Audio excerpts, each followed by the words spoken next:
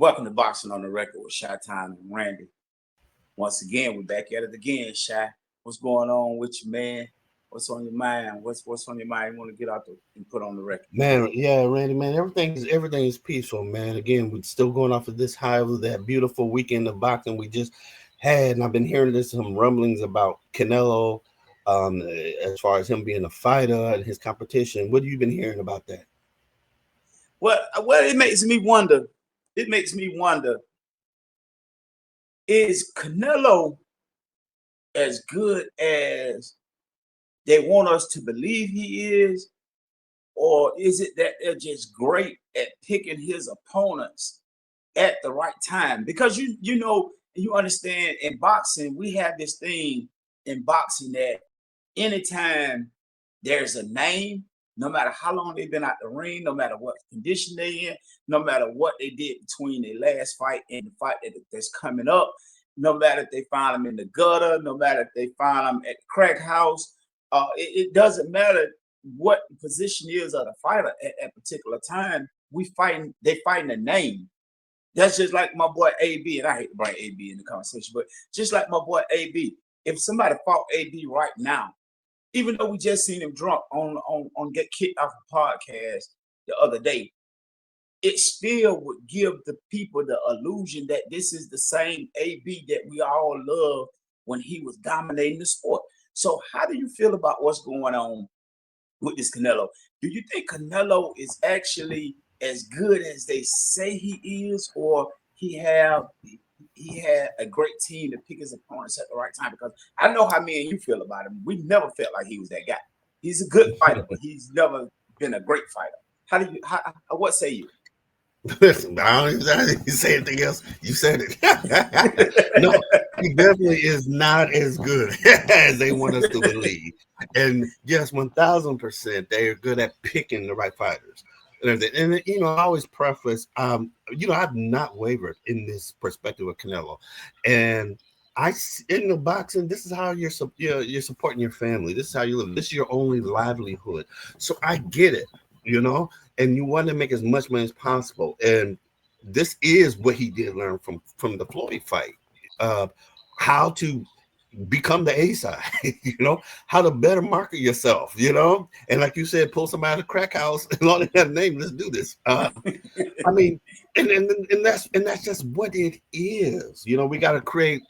I don't know who said this right now, but they're like, you have to create this illusion to everyone as if he is this kind of thing to make everyone feel that way and all this type of stuff. And I believe that's what's happened in much of his career. I think earlier, especially going to Floyd, I believe the younger Canelo, so I think he's 20, 21 in his early 20s when he fought Floyd, off the top of my head. But at that version of Canelo and before then was really hungry, wanted to make a thing for himself, and I think he saw, especially in that Floyd fight, various limitations. But I think he still had that type of hunger until his marketing team got around him, his promoters, everybody got around him. It's like, listen, we can really build you into being a mega star, but we got to do it this way.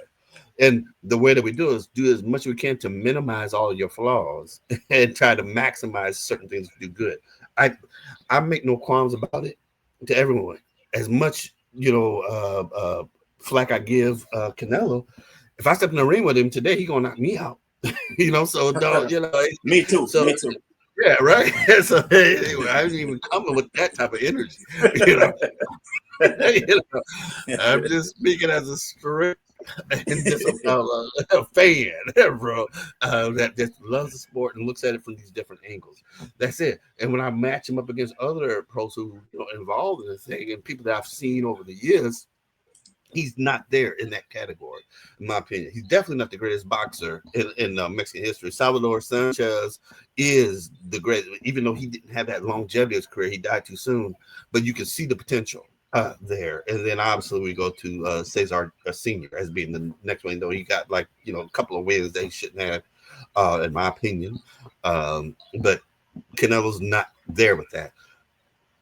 Very good, extremely good, not just at cherry picking, but putting limitations on even the cats that he's not necessarily cherry picking, but trying to do something to where it can still be somewhat of a cherry pick, something in his favor by putting these again these weight rehydration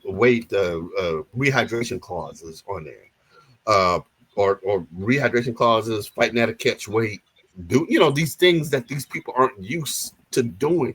Everyone's acting like boxers throughout the whole boxing career, whenever they weigh in at whatever weight it is, that they don't come in heavier on fight day. It's always been like that. It's rare that we've had these restrictions on that, what we call a rehydration clause. Everyone's acting like these restrictions, these rehydration clauses, are what has always been normal, and it has not. You know, it's the converse. And so Canelo has tapped into that after Floyd. Obviously, these restrictions where I can still be able to take advantage of this situation. Those do maybe stronger, better, or something like that. But if I can limit how much you can do, I can take advantage of maybe I move a little bit better than him. Maybe I hit harder than him in this particular thing, and I can still give the illusion that I am this all time, the greatest fighter ever. And I've, had these different accolades. What do you think about that, Randy? I agree with you 100%. You said something that stuck out in my mind. Something that you always say, and I always kind of push against it. Floyd, you always say he's gotten better since he fought in Floyd, and I always push against it because I just never see Canelo as that guy anyway. But this what I do say that I think he learned from Floyd, because you remember Floyd made him put a hydration clause in there for him. He couldn't come in with X amount of pounds. So he probably learned that from Floyd. Take advantage of the fighter that's coming up, that you bringing up. Put everything in your favor, which Floyd probably got that from uh, Oscar De La Hoya or something. Right. But That's an but excellent point, man. That's like a little family tree we can follow down there because Oscar, we could have given that to Floyd. Floyd passed it down to Canelo, and then that's very good. exactly, because all of Canelo fights that he deemed to be tough, or that he deemed to have something to prove, or a milestone for him, there was always stipulations on the fight. So I that's one thing I will say. You said something about building a star or whatever. I hate to bring him in it, but uh, uh, that kind of makes me think about Tank. Tank career is kind of fashioned like Canelo career, but as soon as he faced somebody that that wasn't cooperating with the movie strip, things went terribly wrong. When he faced Roach, every time Canelo has picked somebody that didn't fit the movie strip like they thought it would fit, somewhat terribly wrong. Like Crawford, like Beaver. So they created the illusion for us, as you were saying, the illusion for us as this is a great fighter. And they sell it to us as he's the great fighter. They try to convince us that this is a great fighter until the point that we believe that this is a great fighter. But then when we look, because we fight names, when we look at when he fought Sugar Shane Mosley, he was past his prime. We look at Kovalev, like you said, he just coming off a fight, didn't have time to prepare. When he fought, you name it, there was always something to say about the fighter that he fought.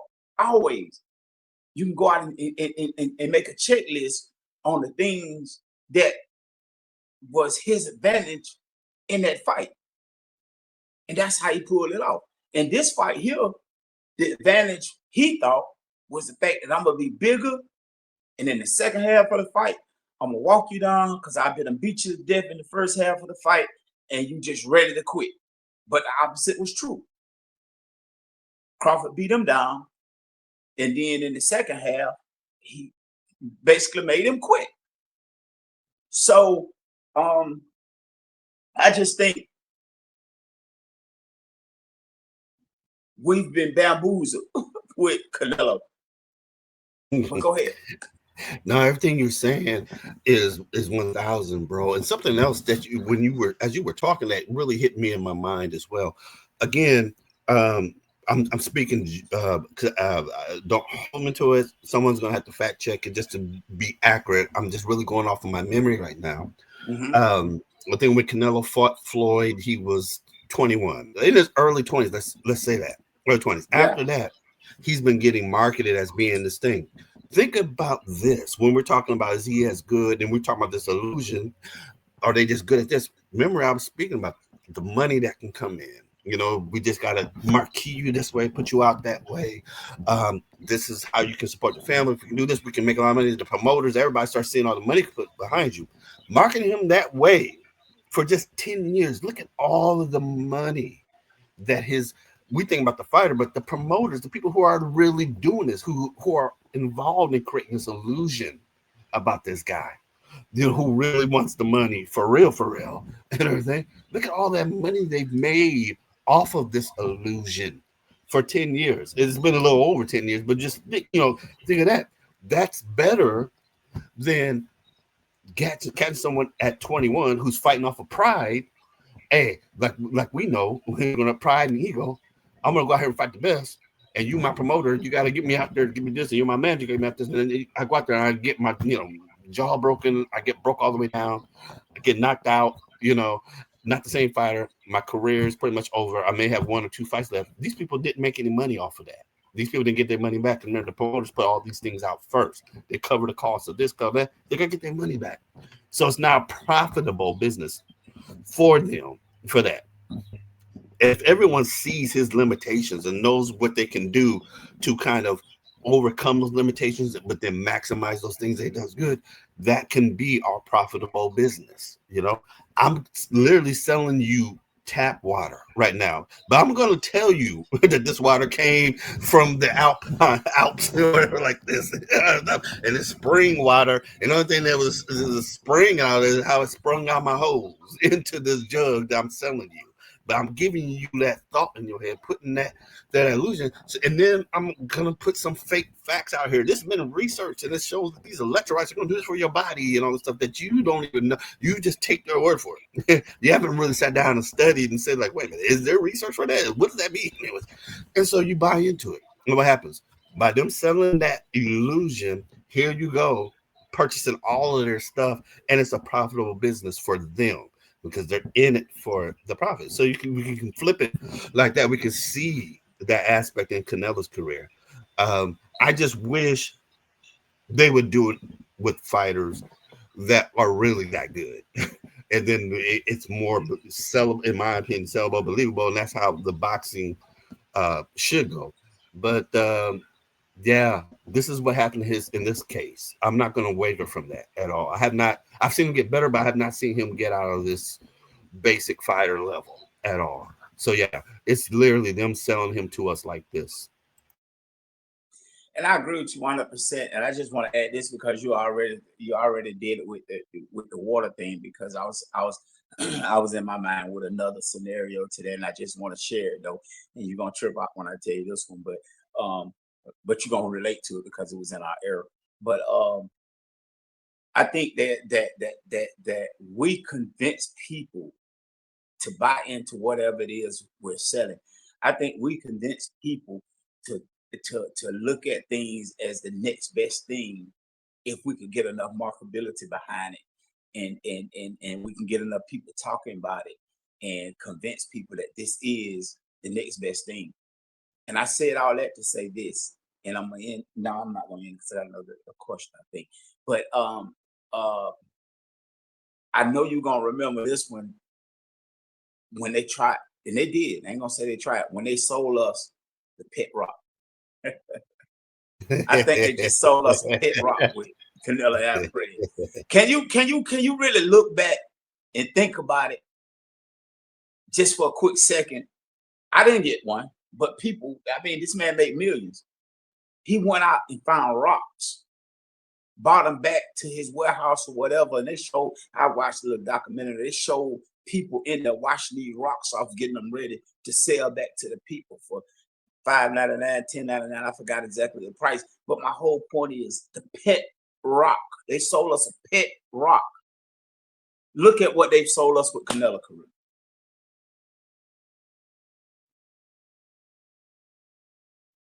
Yeah, I think that's an excellent analogy. And I'm to be frank about it, because I was a little, a little wayward child. Let me say I didn't have the proper guidance. I wanted a pet rock too. Well, like, give me one of them. What the hell, man? I need that. Everybody else got a pet rock. Why you can't have one? For real. yeah. Everything you're saying is 1,000, bro. So yeah, we on the same page.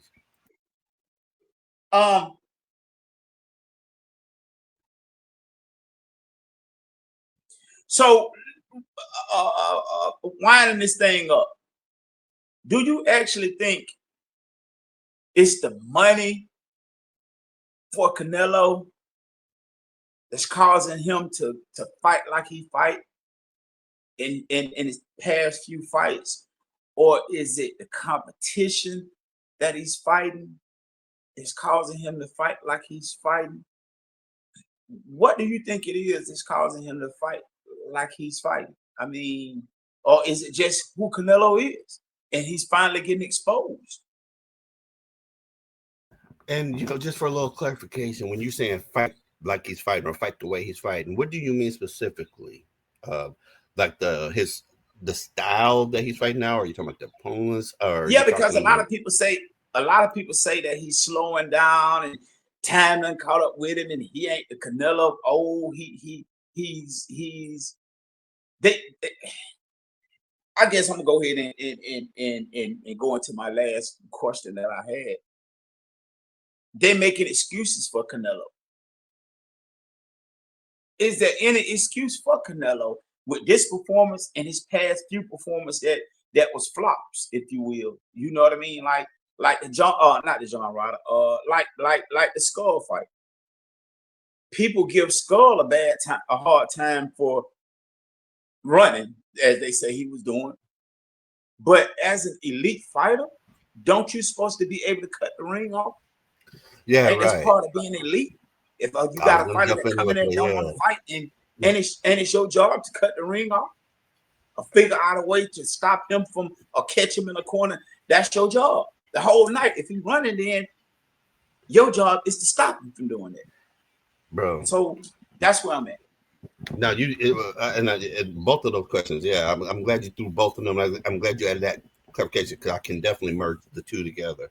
Okay. And I'm gonna start with that Skull and kind of go backwards and just real quick. No, that Skull I think was a beautiful example in the sense of what you were saying. Isn't this what elite fighters supposed to do? Isn't this what's supposed to happen? And we obviously for us, because we know all of us know Skull was running the whole night, right? And so we say ain't supposed to cut off the ring. Ain't supposed to cut off the ring. Yeah, I guess he's gotten better at so-called cutting off the ring, all these things. That's not his thing. But my whole thing is, even if you never cut off the ring, you still, as an elite fighter, you're supposed to find a way to still get in, neutralize this kid, something, because this is what elite fighters do. Even if I'm not even cutting it off, I can anticipate. I can think in that fight. I can think in the middle. If I do this, this is going to happen. So I'm going to hit you like this. He went in like just a bait. This is my issue with Canelo as a basic fighter. And he's doing what basic fighters do, and then you put all the blame on the opponent. If he would have just stood still, no, the opponent's the job is to hit and not get hit. So he's supposed to run. He's supposed to keep moving like that. It's your job, if you are that type of kid, to stop that. That's how that goes. You know what I'm saying? It's almost like on the basketball court, playing against, I'm supposed to be this tight dude, 6'9", 11, whatever, playing against somebody who's only like 5'2" or something like this. And I'm there playing some kind of defense. I'm supposed to be this top kid, but he keep popping trays in my eyes and just killing it. And then I'm like, if he would have came to the hole though, I would have swatted all this stuff up. Now you supposed to be this elite kid.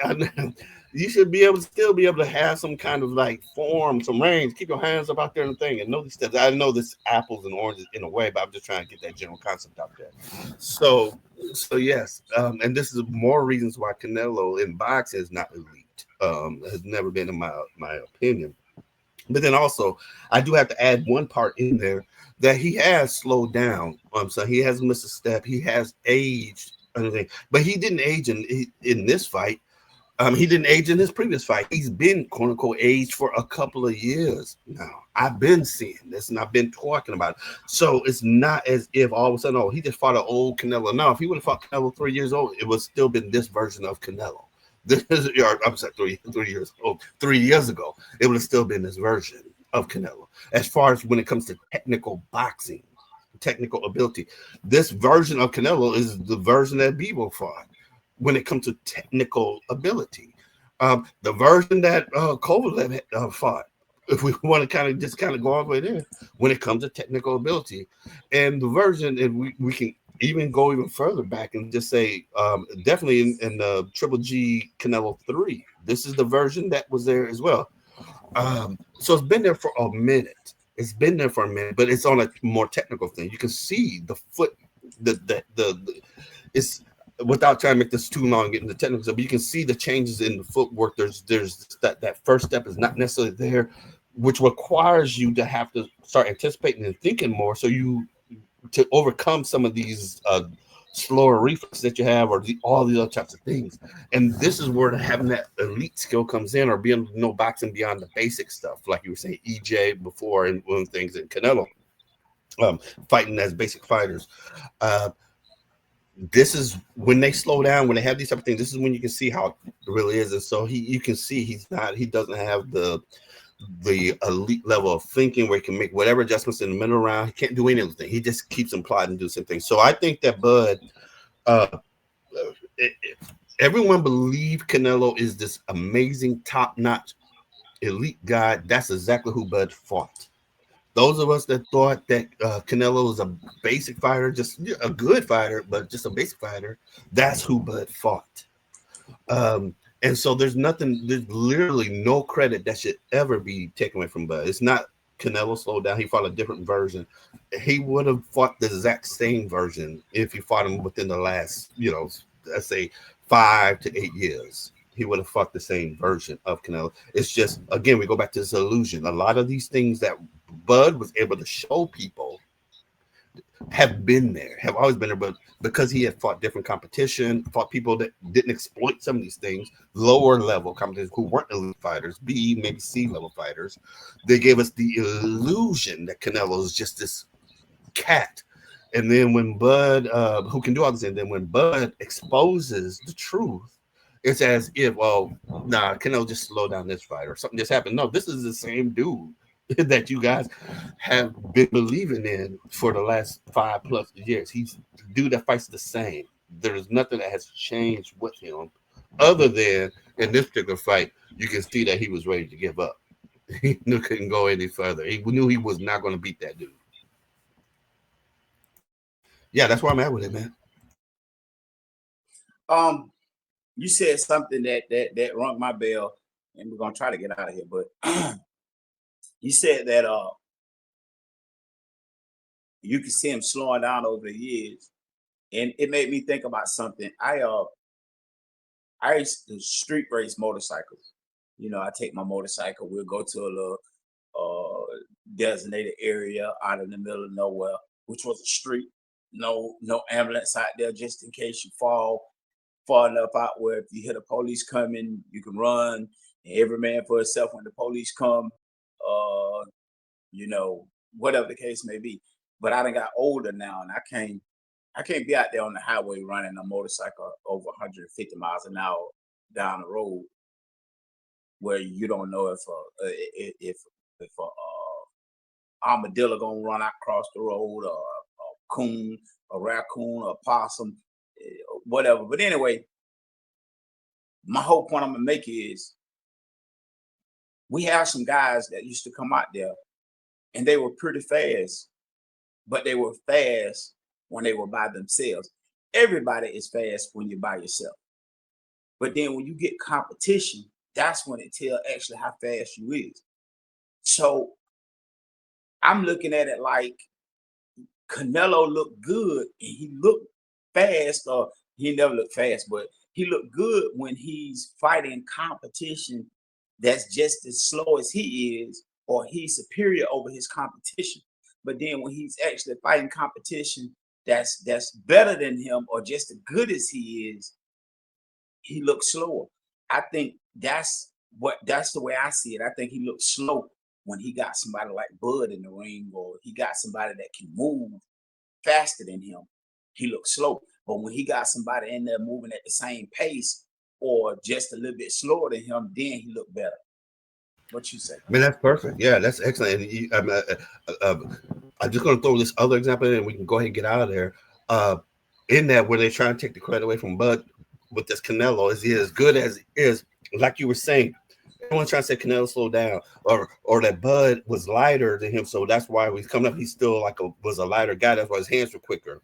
I have to remind individuals that Bevo weighs more than Canelo. Canelo tried to fight him at his division, and Bevo looked fast fighting Canelo. So it's not like it was a small cat coming up to fight him. And it's a small cat, still has quicker hands. Bevo's hands were quicker. Bevo's everything was quicker against Canelo as well.